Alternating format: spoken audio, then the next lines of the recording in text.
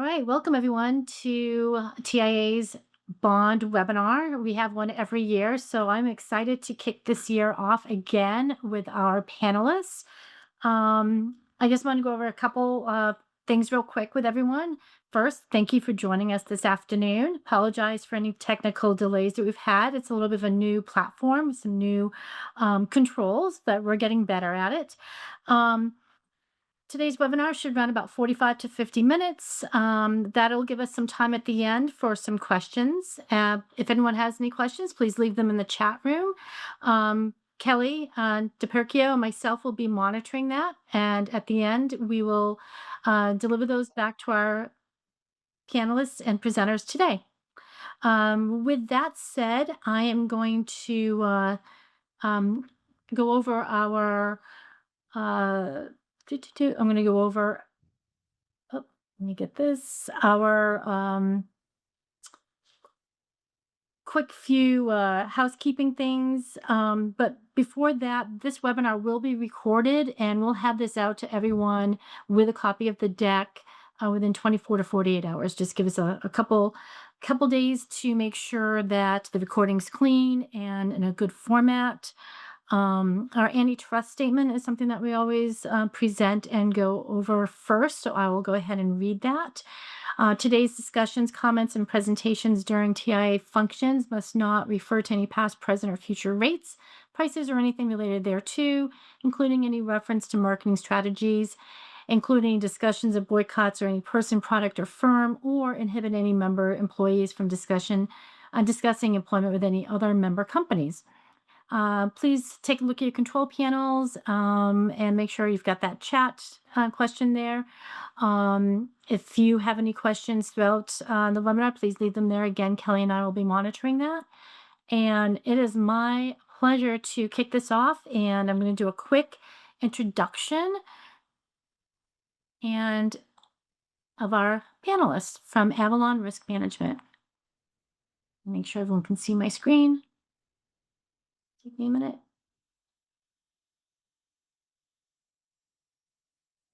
Okay, so today we have Kathy Stricker. She's the Vice President of the Northwest Regional Office.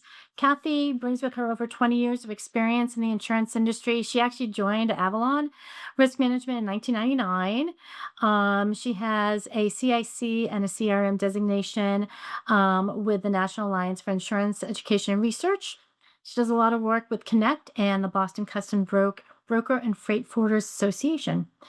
Megan Cookman joins us. She's the regional manager, also in the same office, which is right outside Boston, and she's the client services development. Megan brings over 13 years of experience. She actually joined Avalon and started managing the bond program in 2015, and she oversees the customer service side of the bond program. She also holds a CIC and a CRM designation with the National Alliance for Insurance Education and Research. Steve Carson Solzer, he is the Assistant Vice President of Claims and Subrogation. He joins us this afternoon. He joined Avalon back in 2014 and oversees the customs, OTI, TIA, FMCSA claims. It has a great ethics and manages a great team. They do an amazing job. James Francis is a supervisor, miscellaneous surety claims and subrogation. He joined Avalon in 2015 and handles all things customs, TIA, miscellaneous claims. And I believe he may still do some of the training for the employees in that department. We've got a wealth of information, years of experience, and I couldn't be more proud to have everyone join us and be partners with the TIA bond program. So with that said, I'm going to kick this off. And yeah, I probably should start this as a slide presentation, and I apologize. Let me go ahead and do that. There we go. All right. It's all you, Kathy, Megan, James, and Steve. All right. Thank you, Wendy, and thank you to the TIA for allowing us to discuss the TIA bond program today, and we hope that all of you in attendance find this informative. So the topics for today's webinar will include an overview of the licensing requirements for freight brokers and domestic freight forwarders. They will also explore the benefits of the TIA bond program and trust fund programs, including the importance of underwriting and the ease of the application process. And then we will move on to the meeting for a robust claim service as well. So we'll start out with an overview of the licensing requirements. So I'm sure many of you know that with the implementation of MAP 21, that resulted in differing requirements for the industry. But we'll take a quick step back for those of you who may not be as familiar. So when applying for freight broker or a domestic freight forwarder authority, the FMCSA requires that all companies provide proof of financial obligation, either with the BMC 84 or a BMC 85. So that BMC 85 is a trust fund, and the BMC 84 is a surety bond that's generally more flexible with less upfront investment. So the financial obligation increased from $10,000 to $75,000 with the implementation of MAP 21 back in 2013.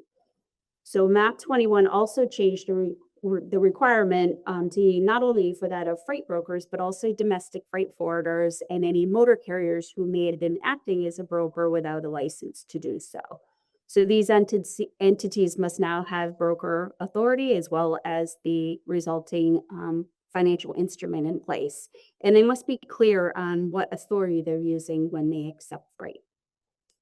So the TIA is a leader in the industry and was well ahead of the curve by offering increased bond limits through the performance certified bond program long before MAP 21 passed.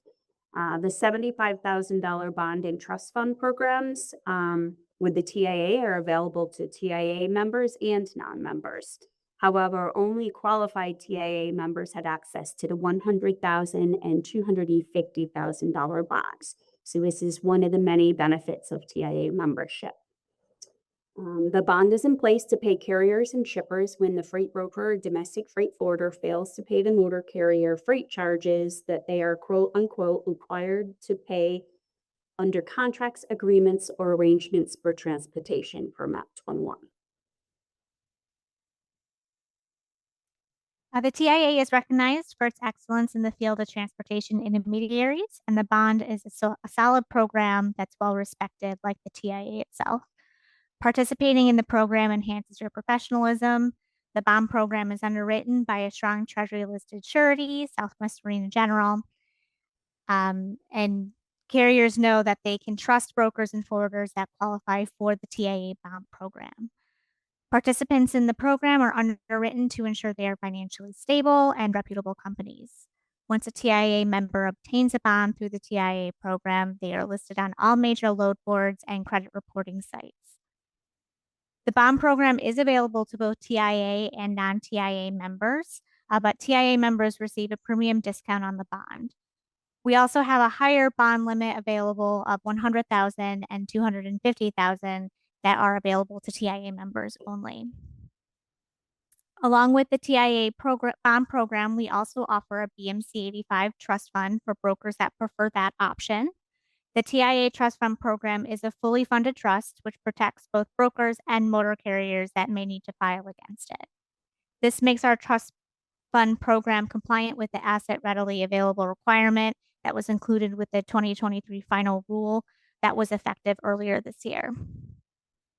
In addition to the BMC 84, our program also has the ability to write shipper-specific addendums to qualified brokers as needed. These addendums are written for specific shippers and provide an extra level of coverage only for them once the underlying bond is exhausted. In the case of insolvency of a broker, payments to the carriers that file against the bond will be prorated. A carrier could receive only a fraction of what they were due. The carrier then may go against the shipper to recover the remaining freight charges, and that's kind of when this addendum would apply. We're seeing this as a trend. We're seeing more and more companies, more and more shippers that are requiring this. Since the addendum is tied to the underlying BMC 84, we are only able to write these addendums for bonds that are written within our TIA bond program. So why consider bond limits in excess of $75,000? So a higher bond amount can show your financial strength and your industry awareness. It can also possibly avoid shipper-specific addendums. So many of you have likely been approached by shippers who want addendums in order to commence doing business. As Megan explained, shippers often feel this addendum provides them with added protection. At some point, though, adding numerous addendums becomes unsustainable. So therefore, you may wish to pursue an overall larger bond limit instead. This increased bond may give them a level of comfort to forego the separate addendum requirement. So to increase an existing bond in the program, you would review the underwriting documents that we have on file. We may need updated financial statements if they're over 6 months old, and we would advise pricing and any additional requirements to increase. And since we already have many of the documents, this can be an easy process. So however, it is inevitable that some addendums may not be avoidable. So to apply for an addendum, we look to see what we have in the file. Again, we may need some updated financial statements. And once approved, we would advise pricing, prepare the addendum, and send to you for signature. We need the original signed addendum for our file, and then you can send a copy of this to the shipper. The process of applying for a TIA bond is fast and easy. There's no obligation or cost to submit an application for a quote. The application is completely online and automatically submitted to the underwriter or customer service representative for review. This allows for ease and flexibility in the application process. During the application process, we do request financial statements, which can be uploaded to the online application. Financial statements are an important part of our underwriting process. Our surety underwriters want to make sure that the brokers that participate in the TIA bond program are financially stable. This helps bring recognition to the program as underwriting standards are excellent. Our underwriters also try to be creative in their underwriting process to approve bonds for new companies. For new startup companies, we can accept financials from a parent or sister company. If financials for another entity are not available, we can review personal financials for a corporate officer. One of the other underwriting requirements we ask for is the property broker experience of senior officers. This is especially pertinent to startup companies. Our surety underwriters want to make sure that the officers have prior property broker experience and know how to run this type of operation. Sometimes we will ask you for a resume or a LinkedIn profile if available that shows relevant experience. In addition to prior experience, we also ask for a certificate of insurance with evidence of current insurance in place. Specifically, we're looking for evidence of general liability, errors and omissions, contingent auto, and contingent motor truck cargo coverage. If a broker does not have insurance coverage in place, it does not disqualify them from obtaining a bond, but the insurance is taken into account during the underwriting process. Without the proper insurance in place, a broker could experience financial hardship that could potentially impact the bond in the future. We will also need a signed indemnity agreement and power of attorney from the broker. These documents are not necessarily required to obtain a quote, but we would need them prior to filing any bond. The indemnity agreement states that the broker will reimburse the surety for any claims that they have to pay on the broker's behalf. Indemnity agreements are standard practice in the surety bond industry. If financials are provided for another entity or corporate officer, we will need them to sign as an additional indemnitor. We do not require owners of the corporation to sign our indemnity personally unless personal financials were provided in the underwriting process. The power of attorney just gives us the ability to file the bond on your behalf with FMCSA. Once a quote is accepted, we will prepare the BMC 84 paperwork and send to the broker for signatures. When we receive the signed bond back, we file the bond electronically with FMCSA, and a copy of the executed bond will be provided to the broker for their files. In addition to the BMC 84, the TIA also has a BMC 85 trust fund program held through Chevy Chase Trust. The application for the trust is much shorter. The trust fund is fully funded, so a broker will need to provide $75,000 to be held in a trust. There's a small application and filing fee for this option, but there's no annual premium. The bond is continuous in nature and remains in place until it's terminated. We do review the bond annually, and there is premium on an annual basis for it. Renewal notices are automatically sent out about 90 days prior to the renewal of the bond. For each renewal, we may ask for financial statements, and we're going to request a certificate of liability insurance for our review. If there are any open claims against the bond, we'll also ask for updates on those as well. The invoice for the renewal will be sent out approximately 20 days before the renewal date. We can provide a renewal certificate that shows that the bond is still on file if you need one, so you can always just send a request for that. And I think now we're going to turn it over to Steve and James to speak about some claims. All right, thanks Megan and Kathy. If we can go to slide 9, I think. We're going to talk a little bit about the rules and regulations that govern the claims process. So we'll start with MAP 21. As a reminder, MAP 21 governs the claim process, and the surety has 30 days to respond to a claim. These claims cover unpaid freight charges only. And when it comes to payment of claims, there are 3 instances MAP 21 outlines where the surety may provide payment to the claimant. The first instance is if the broker consents to the payment. The second instance is in any case in which the broker does not respond to adequate notice to address the validity of the claim, and that the surety provider determines the claim to be valid and payable. And the third instance is if the claim's not resolved within a reasonable period of time following a reasonable attempt by the claimant to resolve the claim under clauses 1 and 2, and the claim is reduced to a judgment against the broker.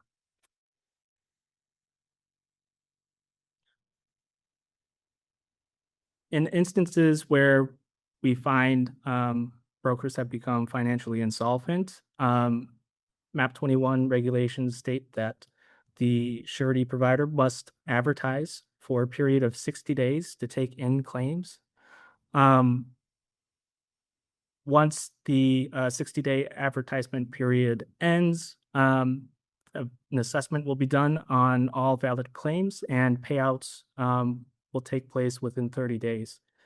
Just a quick reminder, this isn't first come, first serve. If claims exceed the limit of the bond, they'll be paid out in a pro rata style payment distribution. So it's not first come, first serve, but they do have to be filed within those 60 days to count.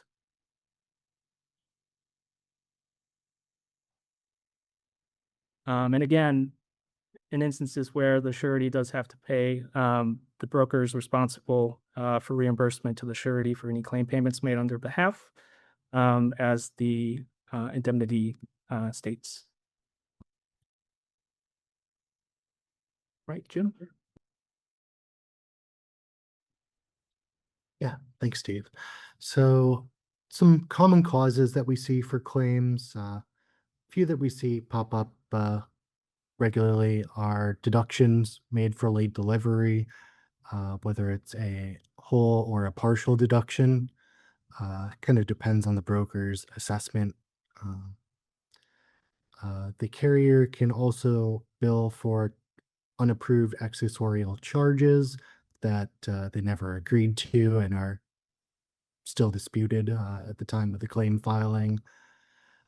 We also see claims where the carriers don't comply with tracking requirements and they are deducted or receive a fine for that. And the probably biggest one that results in the highest value claims are unresolved damage claims, and there's a subsequent carrier offset.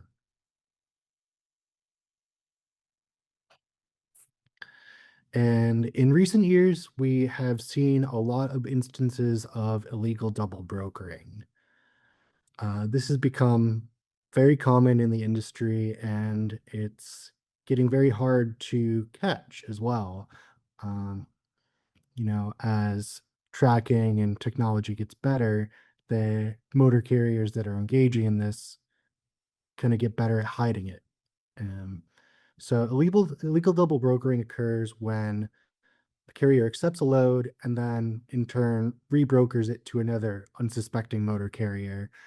The motor carrier that rebrokers it likely does not have broker authority, or they are not in compliance with FMCSA regulations. They probably don't have a bond, and they probably don't have broker authority.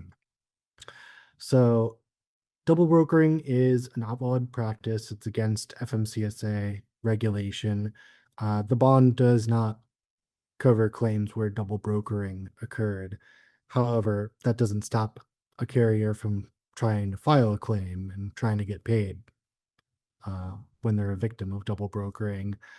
Our claims team, when we receive claims on where double brokering occurred, we need proof of the double brokering before we can proceed with the denial.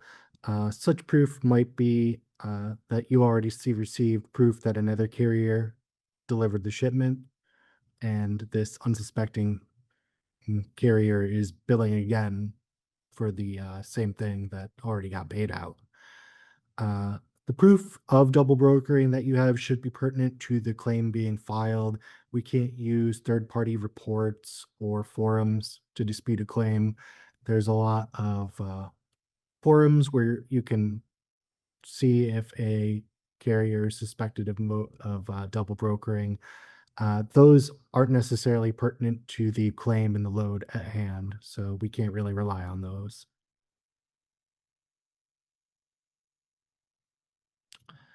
So double brokering best practices. What can you do to hopefully prevent this from happening? The first step is always correctly vet the carrier.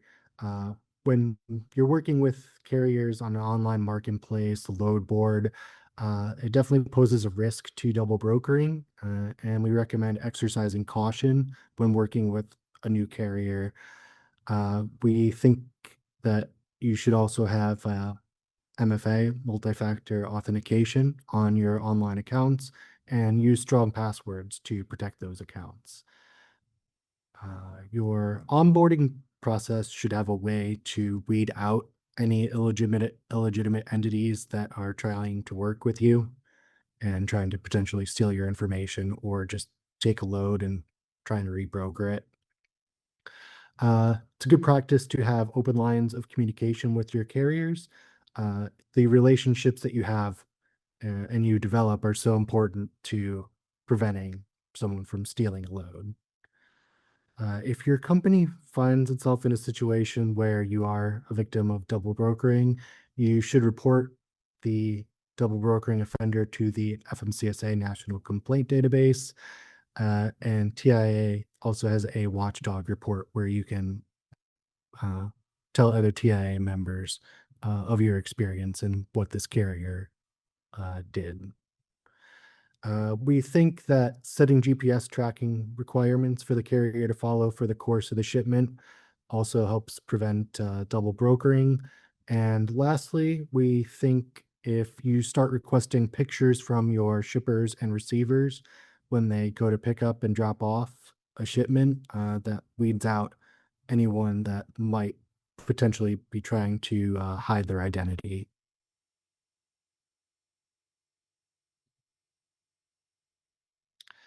And we have also seen a lot of instances of fraudulent claims being filed, and the fraud is getting more complex as they find new ways to kind of get around precautionary measures that you might have in place. Some instances of fraud that we've seen are they will alter your rate confirmation to change it to their contact information and basically illegitimately assume the identity as if they're the one issuing the rate confirmation. They can also hack your valid email credentials and start posting illegitimate loads on load boards with their updated contact information. So that's why it's just so important to have the multi-factor authentication on anywhere you're posting new loads.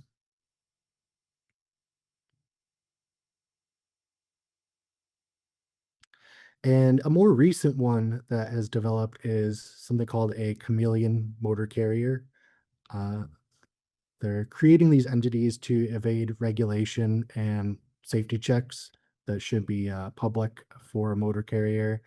Basically, these chameleon carriers will relaunch their business under a brand new DOT numbers to completely erase any past safety violations. So one way to look out and spot someone that might be a chameleon carrier is they have a short amount of time in business. They haven't been around for too long. They have a mismatch in fleet size compared to their inspection volume. If there's any discrepancies, it might be them trying to evade some sort of safety check. New insurance policies on the FMCSA database, or now called MOTIS, might also be a red flag. And if you happen to see there's multiple entities sharing the same address, that's also a possibility that something fraudulent is taking place.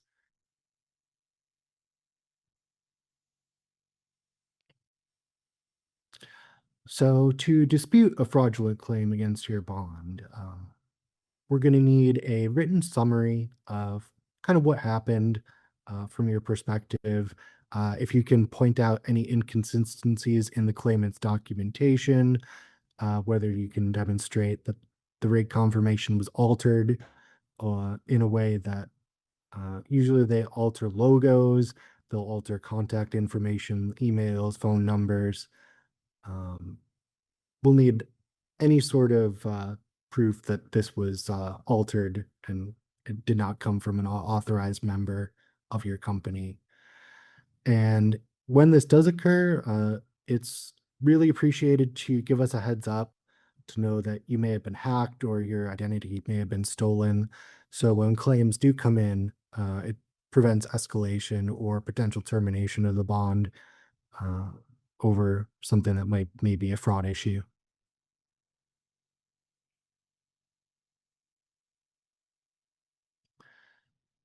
And some reasons that a claim might be automatically denied by the surety and our claims team is there's an 18-month statute of limitations on claims.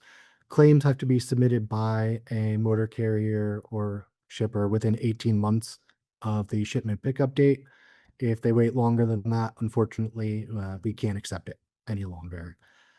There are certain commodities that are exempt by federal statute as well.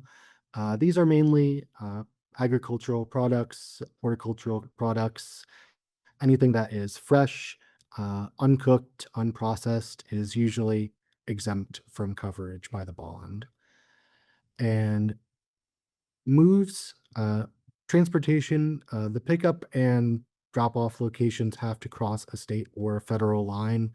If it comes and does not cross a state or federal line at any point of the shipment, it's not covered by the bond. And the bond is only available to pay if the carrier has active carrier authority at the time that they picked up the shipment.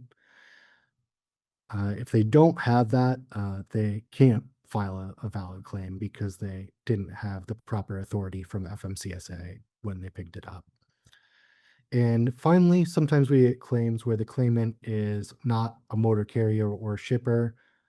A motor carrier or shipper are the only valid claimants on the bond. So if it's another party trying to file these claims or charges, it wouldn't be considered covered.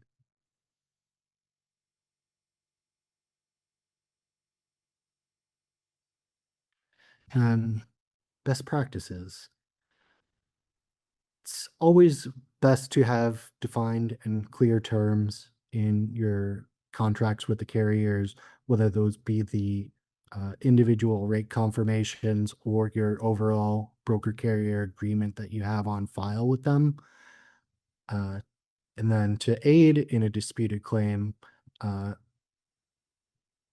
you should provide the broker carrier agreement that's on file with the specific carrier. And it is also appreciated to mention or highlight any terms in your agreement that aid or support your dispute. And if you don't have terms that kind of protect your company and your rights, or your ability to dispute, we recommend that you kind of take another look at it and modify the terms as needed uh, to establish any indemnity rights or offset rights if one of these scenarios come up where you feel like you have to deduct or withhold payment for freight charges.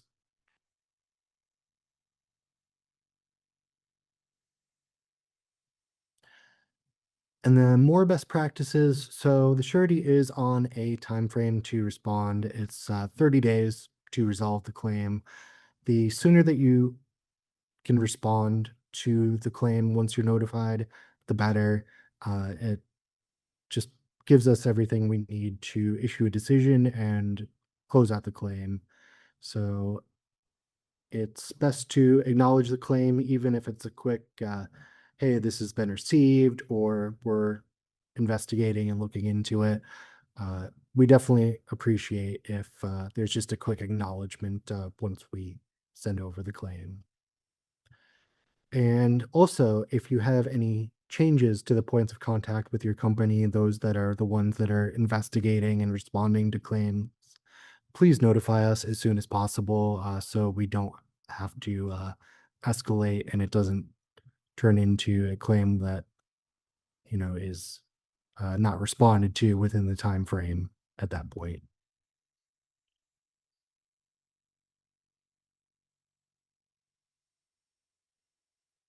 So just to kind of recap our best practices and kind of ways to protect yourself, you should have a established and clear process for carrier vetting.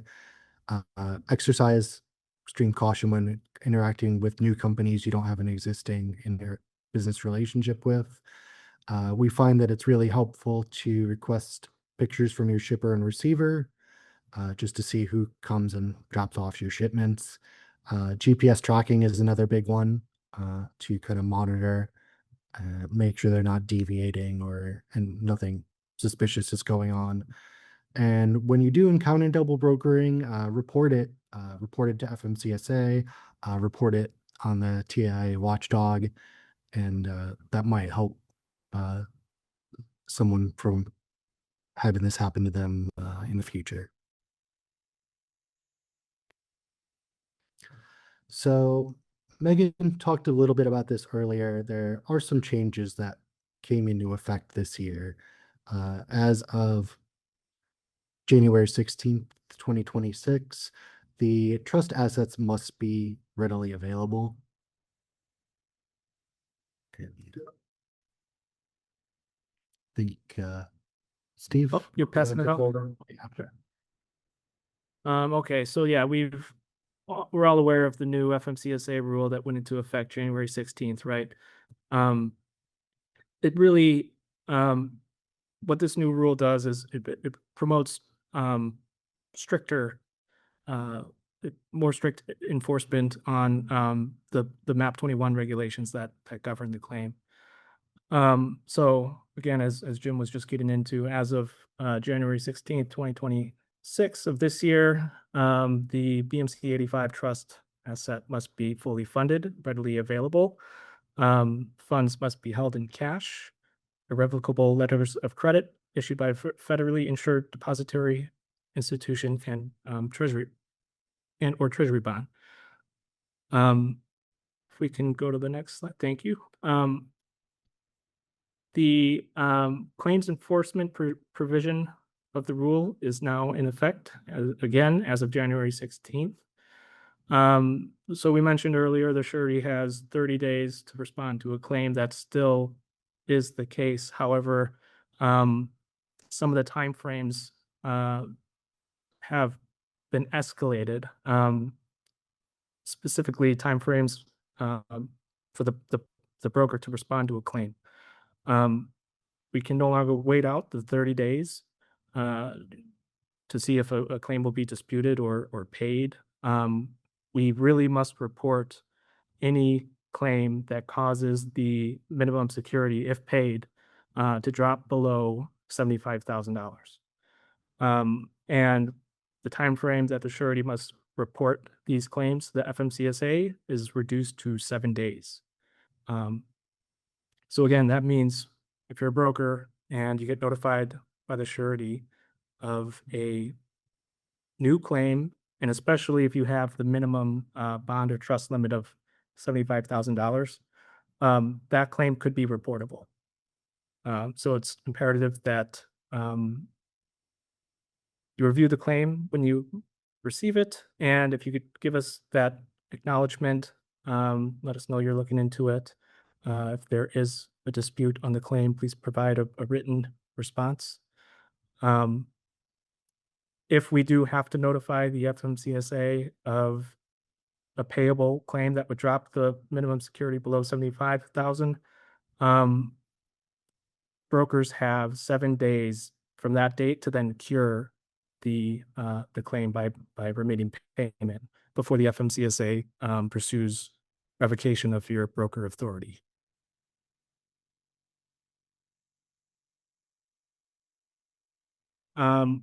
So again, with these new rules and regulations, claim activity has to be investigated by our claims department and underwriting department with stricter requirements. It'll be even more imperative to pay these carriers on time and communicate with the carriers as well as the surety company or trust holder on what's going on with the claim, so that we can stick to those response timeframes, deadlines, and reporting to the FMCSA. You may see the surety company send out a claim questionnaire. We do keep track of claim aggregates and claim amounts, but we know that numbers don't tell the full story. So we may reach out with a list of questions. We're just trying to figure out what's going on with the claims activity. We can go to the next slide. Prior to the bond being filed or renewed, you may review such material as social media in order to keep the program solvent and reputation intact. You may want to consider a higher bond limit. Remember, the threshold on a reportable claim is any one claim that drops the security below the minimum of 75,000. So the benefit of a higher bond limit is that it's less likely one single claim could trigger a surety investigation or notice to the FMCSA that may revoke your broker authority.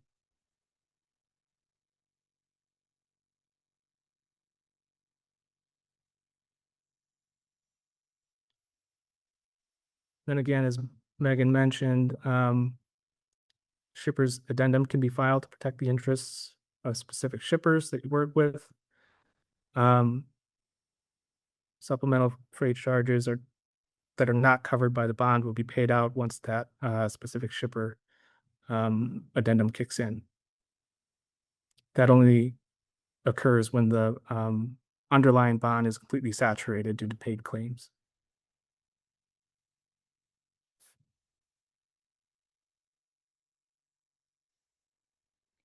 We want to thank you all for taking time out of your busy afternoons and attending this webinar. If you have any questions about the program, you can visit the TIA website at tianet.org, or you can contact Wendy Emerson at the TIA. If you would like to obtain a free quote on the bond, you can visit tiabond.com to submit an application. Great. Wendy and Kelly, do we have any questions? We currently do not. So if anyone has any questions, feel free to pop them in the chat. Excellent. Thank you all for your presentation. I always like to, I take notes, and even though I've been doing this for a while, sometimes I have questions and like for clarity. So, Just, if anyone does find themselves a victim of fraud, if there's double brokering, as mentioned earlier, please, if you're a member, go ahead and post it on Watchdog so that you can alert others of what's going on. Yes, definitely report it to the FMCSA, National Registry for Fraud, but also to, we have a fraud hotline here at TIA that's new as of December 2025. And we're happy to help and assist in getting that case forwarded to the FBI Fraud Task Force. That's free for our members, and it's actually open to non-members as well. It's for the good of the industry. Um, I think a really key point that I took from this was the regulations that started in January 16, 26, with all of those dates and deadlines that now regulate the claims process. That holds true for all sureties. It's not just our bond and surety program, it's every surety bond program. So if there are those here joining us who have a bond with another surety, it's important to know that's across the board. So when a claim comes in, there's a time frame to be notified, and then that 7-day rule to respond. And if there's no response and that claim, you know, is valid and may potentially be paid on your behalf, then the surety has the right and is obligated to report that to FMCSA. Then they could ultimately revoke your authority for that non-response for dropping the threshold of that bond below 75,000. So it's so important to make sure you have the right claims contact on record with your surety. Make sure that the folks are looking for those notifications, that along the way, there was really good coverage from Jim and Steve about ways to prepare yourself and to help mitigate fraud. Make sure your SOPs are in place. Make sure everything's documented, kept in a file so you don't have to scramble to provide that information and documentation when it's requested. Um, so that's just really important. Good best practices for sure. Wendy, we did get a question. Do the new FMCSA rules apply similarly for a broker to broker agreement? They do. We really only highlighted the updates to the new rule that affect the claims process. But there is a lot more in there that I encourage everybody to look up and learn up on all of the changes that are involved in the final rule that went out or went into effect this year. But yeah, it would apply to broker agreements as well. Thanks, Steve. And as Jim and Steve mentioned, if you find that you're a victim of fraud or you suspect double brokering or any kind of strategic theft or fraud that involves emails, some good things to keep in mind is absolutely let your surety know, put them on warning, even though you're not aware of any claims. It'll help them if a claim is submitted. Help them kind of dive a little deeper and know what to maybe look for. Often too, insurance companies and sureties may have their own investigative team, especially in today's environment with so much fraud. So they may be able to jump in and help with some of that investigative work with that fraud. Also to check your credit scores, because if there are nefarious parties that were also victims of that same scam, they may be putting in a claim or filing against your bond, and you may not even be aware of it. So, check your credit scores regularly, just to make sure that you don't have anything outstanding that's being filed and that you're not aware of. And check your shippers and your carriers' credit scores too. It's not a bad habit to have. And then I know you mentioned briefly, Steve, about the higher bond limit. There are some sureties out there that may offer that. I think it's a good way to help mitigate the whole or help with the claims process and help safeguard being reported to FMCSA. It doesn't negate the fact that there's still the requirements to respond within a certain period of time. However, I think the biggest change that the January ruling made that I noticed was rather than just having a $75,000 bond minimum as a requirement, now the requirement is for the broker to maintain $75,000 minimum. So that maintain word is so important, and it means that any claim that draws down potentially on your bond, if it's 75,000, can start the chain reaction where it's reported to FMCSA. Whereas a higher bond, as Steve pointed out, it may not have that same weight. So kind of good information. I hope everyone has taken something back from today's conversation. If there's any more questions, feel free to put them out there in the chat. If you have any questions afterwards, go ahead and send them to the emails that are on the screen, request@tiasuretyclaims.com. Megan and her team will be happy to answer some of those questions. You are happy to certainly welcome to send myself any questions. My email is emerson@tianet.org. I'm also on our website under staff if you can't find me, or if you don't have my email, good place to find me. And is there any Wendy, other... I'll pop it in the chat. Okay, perfect. Thank you. For our presenters, do you have any other comments that you want to add to today's conversation that might be beneficial for our attendees? No? Okay. Well, I guess that concludes today's webinar. I just want to say thank you for everyone for taking your time out this afternoon, for joining us. Give you some time back for your afternoon. And again, this recording and deck will be available. We'll send that out to everyone who has registered and attended within the next 24 to 48 hours. Yeah, I guess that's a wrap. Thank you, everyone.